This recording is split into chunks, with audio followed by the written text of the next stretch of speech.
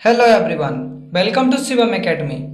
आज की इस वीडियो में टॉप 20 विद्युत धारा के मोस्ट इम्पोर्टेंट क्वेश्चन के बारे में हम लोग डिस्कस करेंगे।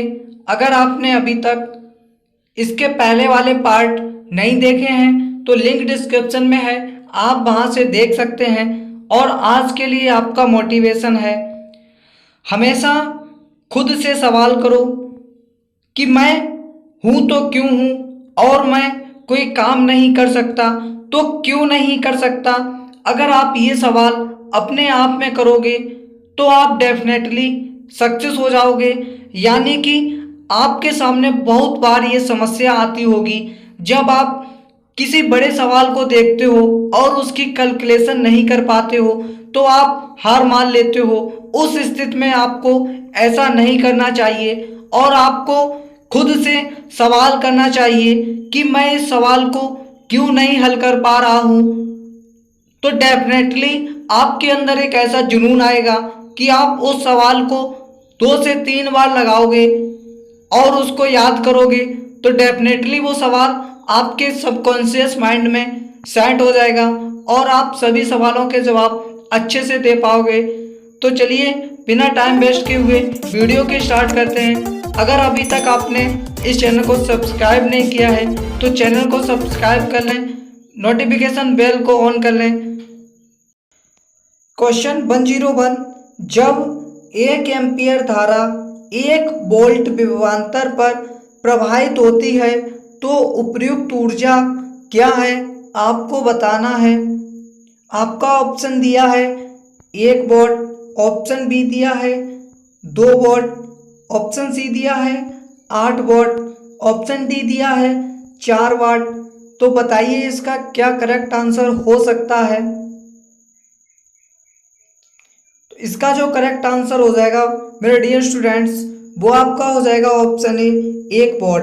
यानी कि जब 1 एम्पियर धारा 1 वोल्ट विभवांतर पर प्रवाहित होती है तो उपयुक्त ऊर्जा जो होगी वो आपकी हो जाएगी 1 वॉट। नेक्स्ट क्वेश्चन, 1 वॉट कितने जूल के बराबर होता है। मैंने आपसे पहले ही भी कहा है, अगर आप मेरी कोई भी वीडियो देखते हैं तो मैं हर वीडियो में 20 क्वेश्चन करवाता हूं। आप एक पेन लेकर, एक कॉपी लेकर 1 2 3 4 5 6 नंबर की काउंटिंग 20 तक कर लीजिए और आप ये देखिए कि आपका अगर पहले वाला क्वेश्चन सही है तो आप उस पर सही का टिक कीजिए, अगर दूसरा वाला गलत हो गया तो आप गलत पर टिक कीजिए। ऐसे ही करके आप देखिए, अगर आपके क्वेश्चन 15 से 20 सही आ रहे हैं तो आप बहुत ही अच्छी तैयारी कर रहे हैं। ऑप्शन ए दिया है आपका 3600 जूल, ऑप्शन बी दिया है 36,000 जूल, ऑप्शन सी दिया है 3,60,000 जूल, 36 लाख जूल। तो आपका जो करेक्ट आंसर हो जाएगा मेरे डियर स्टूडेंट्स, वो आपका हो जाएगा 3600 जूल। नेक्स्ट क्वेश्चन, खनिज अम्लों का जलीय विलयन विद्युत के चालक होते हैं, अतः इन्हें कहा जाता है विद्युत अपघट्य कहते हैं, चालक कहते हैं, अचालक कहते हैं, विद्युत अपघटन कहते हैं। बताइए इसका क्या करेक्ट आंसर हो सकता है। तो इसका जो करेक्ट आंसर हो जाएगा वो आपका हो जाएगा विद्युत अपघट्य होते हैं। नेक्स्ट क्वेश्चन, लेड सल्फ्यूरिक अम्ल सेल का उपयोग होता है, यानी कि लेड का मतलब होता है पी और बी। याद रखना, आपका ऑप्शन ए दिया है ऑटोमोबाइल में, ऑप्शन बी दिया है औद्योगिक कार्यों में, ऑप्शन सी दिया है ए एवं बी दोनों, ऑप्शन डी दिया है इनमें से कोई नहीं। बताइए क्या हो सकता है इसका करेक्ट आंसर। तो इसका जो करेक्ट आंसर हो जाएगा वो आपका हो जाएगा ऑप्शन सी ए एवं बी दोनों में। यानी कि जो लेड सल्फ्यूरिक अम्ल सेल का उपयोग होता है वो ऑटोमोबाइल में भी होता है औद्योगिक कार्यों में भी होता है। याद रखना, इंपॉर्टेंट क्वेश्चन बन सकता है आपके एग्जाम के लिए। नेक्स्ट क्वेश्चन, जो वस्तु रगड़ने पर इलेक्ट्रॉन ग्रहण करता है वह हो जाता है। आपसे पूछा गया है, जो वस्तु रगड़ने पर इलेक्ट्रॉन ग्रहण करता है वह हो जाता है, यानी कि धनावेशित, ऋणावेशित, किसी पर कोई आवेश नहीं, इनमें से कोई नहीं। आपका जो करेक्ट आंसर हो जाएगा वो आपका हो जाएगा ऑप्शन बी, ऋणावेशित, यानी कि जो वस्तु रगड़ने पर इलेक्ट्रॉन ग्रहण करता है वह ऋणावेशित हो जाता है। याद रखना। नेक्स्ट क्वेश्चन, जो पदार्थ घर्षण द्वारा आसानी से आवेशित हो जाते हैं वे कहलाते हैं।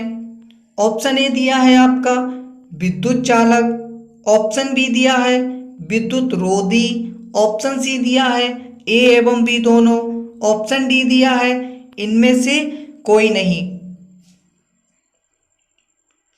तो आपका जो करेक्ट आंसर हो जाएगा वेरी डियर स्टूडेंट्स, वो आपका हो जाएगा ऑप्शन बी, विद्युत रोधी, यानी कि जो पदार्थ घर्षण द्वारा आसानी से आवेशित हो जाते हैं वे विद्युत रोधी कहलाते हैं। याद रखना। नेक्स्ट क्वेश्चन, किसी स्रोत से सतत धारा उत्पन्न करने की सरल युक्ति है। वोल्टीय सेल, सूखा सेल, संचायक सेल, इनमें से कोई नहीं। बताइए क्या हो सकता है इसका राइट आंसर। इसका जो करेक्ट आंसर हो जाएगा वो आपका हो जाएगा ऑप्शन ए, वोल्टीय सेल, यानी कि किसी स्रोत से सतत धारा उत्पन्न करने की जो सरल युक्ति है वो वोल्टीय सेल है। नेक्स्ट क्वेश्चन, ओम के नियम में अचर राशि क्या है आपको बताना है। ओम को ऐसे प्रदर्शित करते हैं।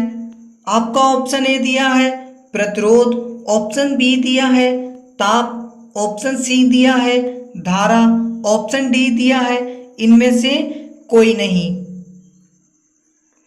इसका जो करेक्ट आंसर हो जाएगा वो आपका हो जाएगा ऑप्शन बी, ताप, यानी कि ओम के नियम में अचर राशि ताप होती है। याद रखना।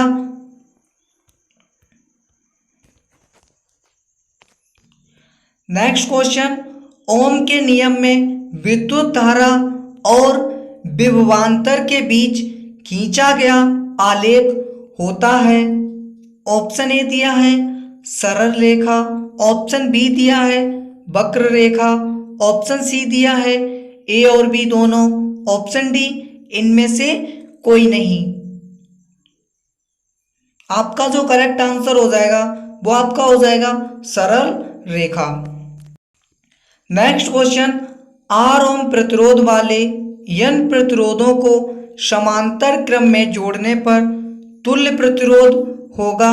आपसे पूछा गया कोई आर ओम के प्रतिरोध है उनको n प्रतिरोधों के समांतर क्रम में जोड़ा जाए तो उनका जो तुल्य प्रतिरोध होगा वो आपका क्या हो जाएगा।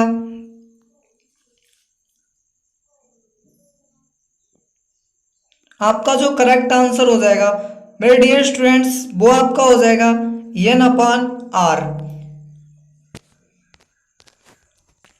नेक्स्ट क्वेश्चन, हमारे घरों में जो विद्युत आपूर्ति की जाती है वह है। ऑप्शन ए दिया है आपका 220 वोल्ट पर दिष्ट धारा होती है, ऑप्शन बी दिया है 12 वोल्ट पर दिष्ट धारा होती है, ऑप्शन सी दिया है 220 वोल्ट पर प्रत्यावर्ती धारा होती है, ऑप्शन डी दिया है 12 वोल्ट पर प्रत्यावर्ती धारा होती है। तो बताइए इसका क्या करेक्ट आंसर हो सकता है। आपने देखा होगा जब 220 वोल्ट से अगर लाइट ज़्यादा आ जाती है तो आपका जो बल्ब होता है वो फ्यूज हो जाता है। अगर उसको फ्यूज होने से रोकना है तो आपको स्टेबलाइजर का यूज़ करना होता है।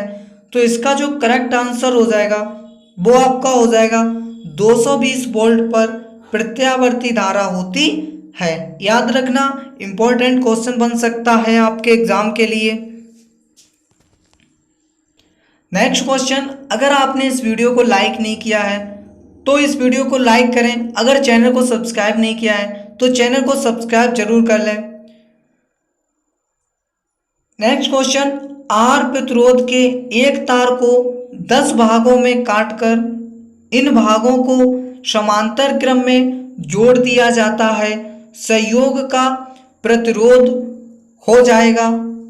आपका ऑप्शन ए दिया है 0.1 आर, ऑप्शन बी दिया है 0.01 आर, ऑप्शन सी दिया है 1.0 आर, ऑप्शन डी दिया है 100 आर।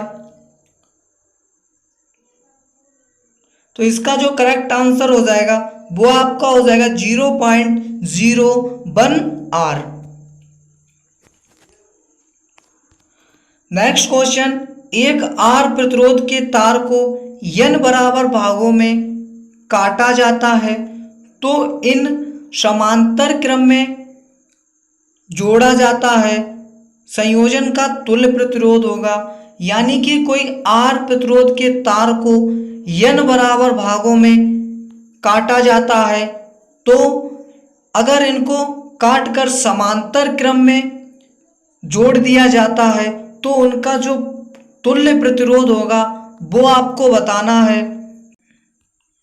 आपका जो करेक्ट आंसर हो जाएगा वो आपका हो जाएगा R/N2।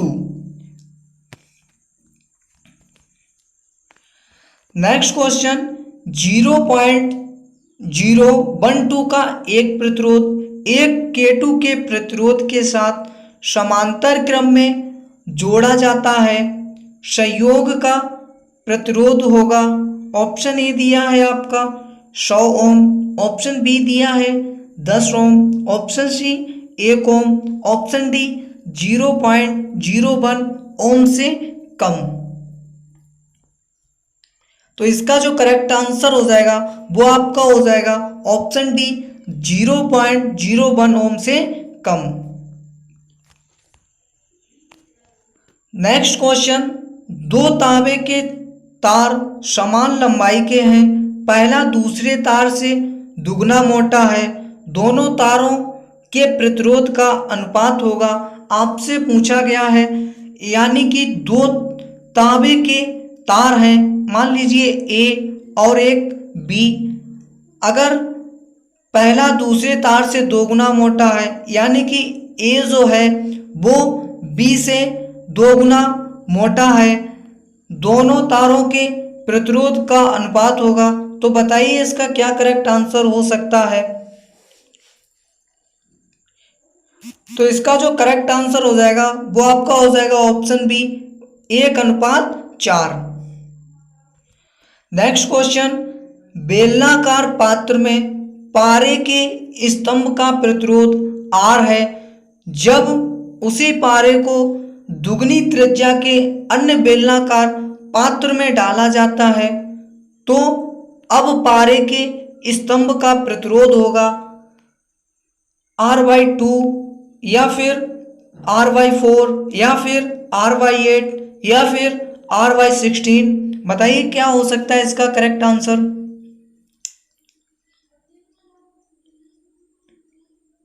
तो इसका जो करेक्ट आंसर हो जाएगा वो आपका हो जाएगा R/16। बस 2 मिनट की और बात है। मैं वादा करता हूं अगर आपने सारे वीडियो देख लिए तो आपको साइंस से रिलेटिव कभी भी किसी भी एग्जाम में कोई भी समस्या नहीं रहेगी। नेक्स्ट क्वेश्चन, यदि एक तार में 2 मिनट में 48 कूलाम आवेश प्रवाहित हो तो तार में विद्युत धारा का मान होगा। ऑप्शन ए दिया है 96 एम्पियर, ऑप्शन बी दिया है 24 एम्पियर, ऑप्शन सी दिया है 4 एम्पियर, ऑप्शन डी दिया है 0.4 एम्पियर। तो आपका जो करेक्ट आंसर हो जाएगा वेल डियर स्टूडेंट्स वो आपका हो जाएगा option D 0.4 ampere. Next question, यदि किसी विद्युत बल्ब के तंतु में 0.2 एम्पियर विद्युत धारा 5 मिनट तक प्रवाहित हो तो तंतु से प्रवाहित विद्युत आवेश का मान क्या होगा? बताइए इसका क्या करेक्ट आंसर हो सकता है। अगर आप इसका ऑप्शन बी लगा रहे हैं तो आप बिल्कुल ही सही उत्तर दे रहे हैं। नेक्स्ट क्वेश्चन, किसी प्रतिरोधक के सिरों से 12 वोल्ट की बैटरी को संयोजित करने पर परिपथ में 0.4 एम्पियर की विद्युत धारा प्रवाहित होती है तो प्रतिरोधक का प्रतिरोध क्या होगा? आपका ऑप्शन ए दिया है 6 ओम, ऑप्शन बी दिया है 3 ओम, ऑप्शन सी दिया है 9 ओम, ऑप्शन डी दिया है 30 ओम। वेरी मोस्ट इंपॉर्टेंट क्वेश्चन बन जाएगा आपके एग्जाम के लिए। तो बताइए इसका क्या करेक्ट आंसर हो सकता है। तो इसका जो करेक्ट आंसर हो जाएगा वो आपका हो जाएगा ऑप्शन डी 30 ओम। आपको एक बार फिर याद दिला देता हूं, अगर आपने इसके पहले वाले पार्ट नहीं देखे हैं तो लिंक डिस्क्रिप्शन में है, आप वहां से देख सकते हैं। अगर अभी तक आपने इस वीडियो को लाइक नहीं किया है तो वीडियो को लाइक करें, चैनल को सब्सक्राइब करें। मैं मिलता हूं आपसे नेक्स्ट किसी दमदार टॉपिक के साथ, तब तक के लिए बाय बाय, टेक केयर।